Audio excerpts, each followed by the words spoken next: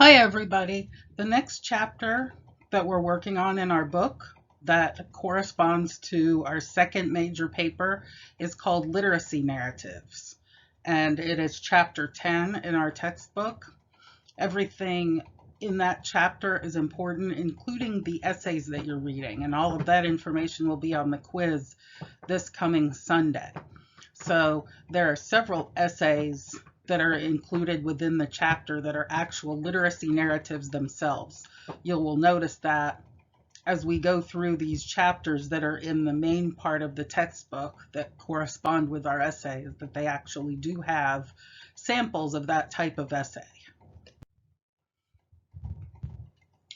So, what is a literacy narrative? That's the first thing we want to find out because we're not using the word literary, it is the word literacy.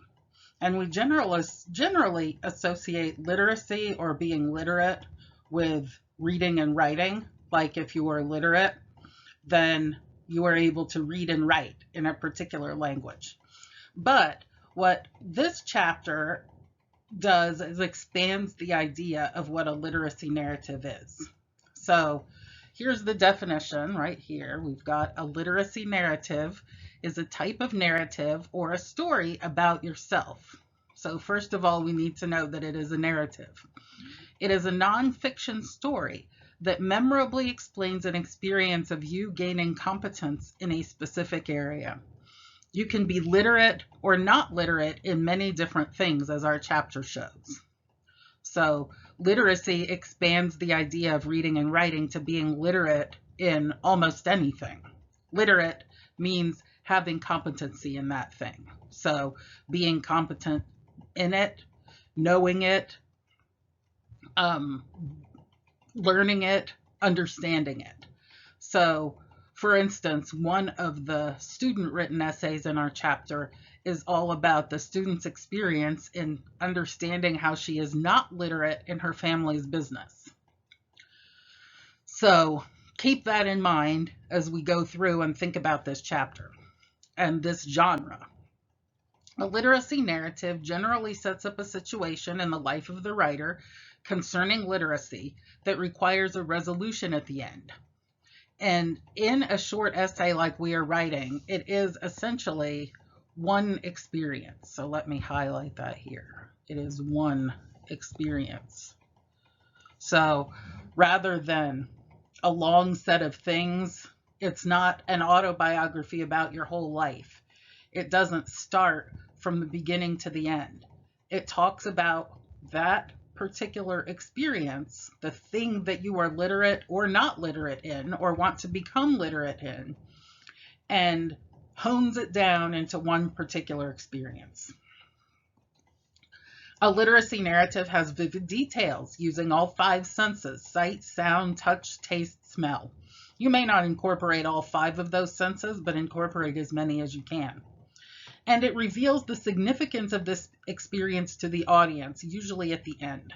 So the last couple of paragraphs, the concluding paragraph, brings home why you're writing this. Why is this significant to you and to us as readers? So the rhetorical situation of a literacy narrative, let's go over that.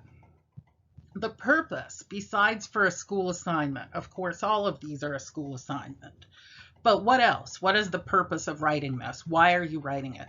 What are some of the reasons for producing a literacy narrative? To share a memory, to teach a lesson, to explore your past, to entertain your audience, to inform them about your topic. So to make them think about literacy itself and what it means, and perhaps have them think about their own sets of literacy in certain topics. So, your audience, to whom are you writing theoretically? So, the known audience is me, the professor, you, perhaps friends or family, perhaps tutors, those who you know will read the paper. But who might be the unknown audience? So, the people who might not know anything about you. Let's ask some questions about that unknown audience. What will your audience know already about the topic? And what do you need to explain to them? This is very important because in 750 words, that's only about 2 or 2.5 pages. So you're going to have to pare it down to the basic details about your experience, but remembering that they may not know everything about it. So picking out the details that are most important. Would they have had a similar experience that they can share? And comparing it to yours. How much detail do you want to share in the space allotted? And will they share your attitudes about your experience? So will their stance be similar to yours? If you think back to that essay called Automotive Literacy in chapter 10, even if you haven't read it yet, her stance is one of disappointment and frustration. And it actually starts out as one of happiness and joy and perhaps excitement. She had hung around her family's business, her automotive business, for a long time. She's thinking about college, but it turns into a sense of disappointment and frustration when she realizes at the end, and here's the significance of her narrative, that she is not literate in her family's business. That even though she is the one who they've destined to go to college, who's considered smart, who's considered competent in many other areas, she is not competent in her family's business. And it's something that she had never considered before she was asked a question about specific things regarding cars by a customer. Okay, moving on. The genre is a personal narrative. It is a literacy narrative, but it's also just a personal story about literacy. It is written in the first person using I. It is a nonfiction essay, so you are writing about your own experience. So here's the stance. Again, how do you want your readers to see you? Serious, happy, excited, neutral, self-critical, critical about something else? What attitude will you show to others through your language? What will your tone be? Humorous, joyful, angry, disappointed, frustrated, etc. So all of these adjectives are ways and more. Of course, tone and stance can go on, but these are just general ones that you can think about, and you can, again, narrow those down even further regarding your own particular stance. And then finally, media design. Will any pictures help to convey your ideas? Do you need to use headings in bold print or italics to help convey your ideas? Probably not. I mean, mostly until we get to the final project, which is your resume, where media and design will be very important. Here, you're writing regular academic papers in MLA format. Now, occasionally you may wish to use a picture or a chart. I have had students incorporate those into their papers before, but it is not necessary to get an A or a good grade on the project.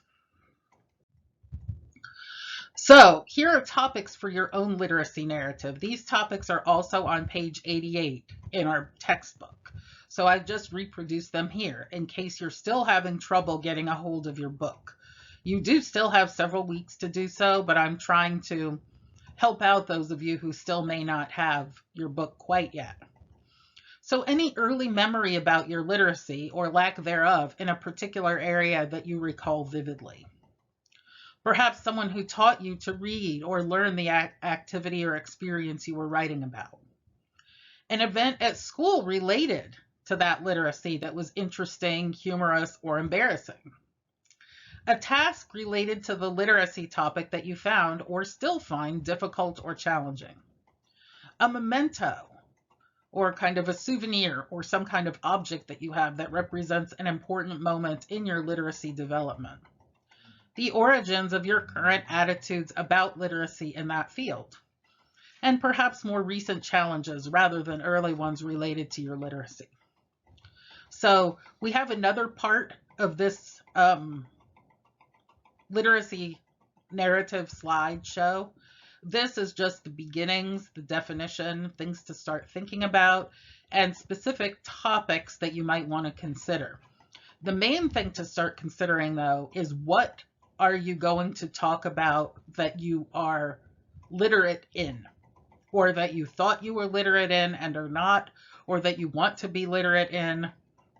That's one of the main ideas to concern yourself with right now.